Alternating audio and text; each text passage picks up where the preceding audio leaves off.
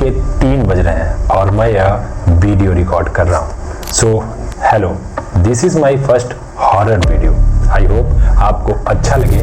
हाँ, वीडियो की क्वालिटी थोड़ा आपको कम लगे, लेकिन आपको स्टोरी से कोई भी कॉम्प्रोमाइज़ मैं नहीं करने दूंगा। यह मेरा आपसे वादा रहा। दिस हॉन्टेड हाउस पिक्चर जिसने एक रईस फैमिली को बर्बाद कर दिया। इस हॉन्टेड हाउस की कहानी जुड़ी हुई है एक कब्रिस्तान से। सो कहानी को स्टार्ट करने से पहले आप सभी से एक रिक्वेस्ट है कि आप इस वीडियो को एक बार अंत तक जरूर देखना। फिर चाहे आप सब्सक्राइब करना या न करना, वो आपके ऊपर डिसाइड करता है। और हाँ, जाते जाते मोटिवेशन के लिए एक प्यारा सा कमेंट भी ज़रूर कर देना। सो कहानी स्टार्ट होती है अब। So this story was from somewhere around early 2000। एक अमीर बिजनेसमैन जिसका कारोबार स्टील स्टोर्स का था, वह अपने पत्नी और 3 साल के बच्चे को लेकर बेंगलोर में शिफ्ट होता है। उसका कारोबार ऐसा था कि उसे यहाँ पर सेट होने के लिए 3 साल या उससे ज़्यादा भी लग सकते थे। उसने सोचा कि 3 से 4 साल कौन रेंट के रूम पे रहेगा, इससे अच्छा है कि क्यों ना अपना एक यहाँ पे घर बना लिया जाए। चूँकि ज़मीन सस्ती मिल रही थी तो उसने सोचा कि बेंगलोर में भी अपना एक खुद का इन्वेस्टमेंट हो जाएगा। अब वह बेंगलोर सिटी के ही किसी आउट एरिया में सस्ती दामों में एक ज़मीन खरीद लेता है। बेसिकली सिटी के जिस एरिया में वह ज़मीन खरीदता है उसका नाम इस वीडियो में मेंशन नहीं है due to some privacy reasons. So आप बेंगलोर सिटी ही लेकर चलो। हाँ, तो कहाँ थे हम? हाँ, ज़मीन, सस्ती ज़मीन बिक रही थी तो उसे वह खरीद लेता है और उस जगह पर वह तेजी से घर बनवाना स्टार्ट कर देता है। अब उस घर में जो मिट्टी और रेत यूज हो रहे थे वह एक कब्रिस्तान से लगा हुआ जमीन का था।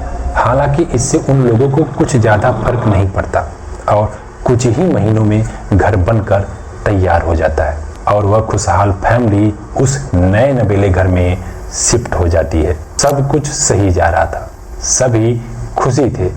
फिर शुरू होता है डर का वह साया जिसे उन्होंने सपने में भी नहीं सोचा था कि ऐसा भी मेरे साथ हो सकता है। अब कुछ दिन बीत जाने के बाद उसके पत्नी को अनयूजुअल डरावनी आवाज़ें सुनाई देने लगी। घर के छत पर परछाइयाँ चलती हुई दिखाई देने लगी। यह सब घटनाएं वह अपने पति और आसपास रहने वाले पड़ोसियों को बताती है।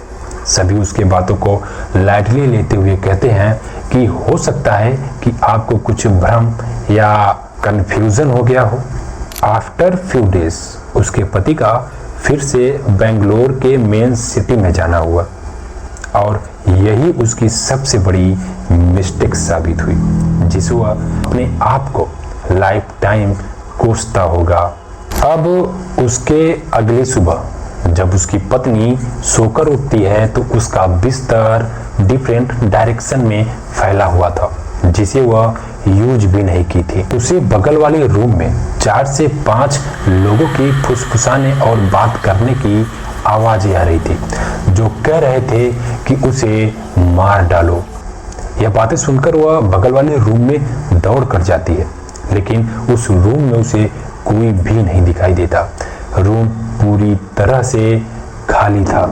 अब वह दिन प्रतिदिन काफ़ी ज़्यादा डरती जा रही थी और उसने डिसाइड किया कि अब मैं इस घर में बिल्कुल भी नहीं रहूँगी। आसपास के कहीं रेंट के रूम में रह लूँगी, लेकिन इस घर में कभी भी लौटकर नहीं आऊँगी। और यह सारी बातें वह अपने पति को नहीं बताती कि ऐसा ना हो कि उनके बिजनेस पर भी मेरा कोई फर्क पड़े। अब उसने सामान वगैरह जल्दी से पैक किया और अपने बेटे के साथ एक रेंट के हाउस में शिफ्ट हो जाती है। तभी उसे अचानक से याद आया कि मैं उस घर में कुछ भूल आई हूँ। वो अपने बेटे को पड़ोसी को सौंपती है और बोलती है कि मैं बस यूं गई और यूं आई। लेकिन वह गई तो गई, वापस लौटकर कभी नहीं आई। काफी टाइम बीत जाने के बाद पड़ोसियों ने उसके पति को कॉल लगाया और सारी घटनाएं बताई कि ऐसी ऐसी बातें हैं, अभी तक आपकी पत्नी घर पर नहीं आई। यह सब बातें जानकर वो घर के कुछ पड़ोसियों को कॉल लगाता है कि आप जाइए उस घर में और उनसे कह दीजिए कि आपका बच्चा रो रहा है, आप जल्दी जाओ। अब जैसे ही उसके पड़ोसी उसके घर में एंट्री मारते हैं तो उन्हें दिखाई देता है एक रूम में पंखे से लटका हुआ उसका शरीर, जिसे देखकर वे सभी काफी ज्यादा डर जाते हैं और उस बिजनेसमैन को कॉल लगाते हैं और सारी घटनाएं बताते हैं। अब यह बातें सुनकर वह आदमी बहुत ही ज्यादा टूट जाता है और अपने बच्चे को लेकर कहीं दूर चला जाता है और फिर कभी उस घर का चेहरा तक नहीं देखता। यह कहानी अभी यही खत्म नहीं होती। आफ्टर दिस इंसिडेंट कई लोग इस घर का फायदा उठाने के लिए भी आए, लेकिन वह सभी एक हफ्ते से ज्यादा नहीं रह पाए।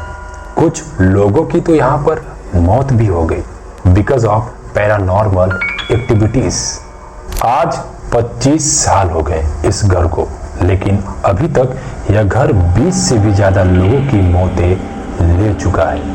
इस घर के अगल बगल रहने वाले लोग अमावस्या की रात 8 बजे के बाद इस घर से बाहर नहीं निकलते। कुछ ने तो अजीबोगरीब आवाजें भी सुनी हैं, जैसे किसी औरत की रोने, चीखने और चिल्लाने, वेयर इज माई चाइल्ड जैसी डरावनी आवाजें।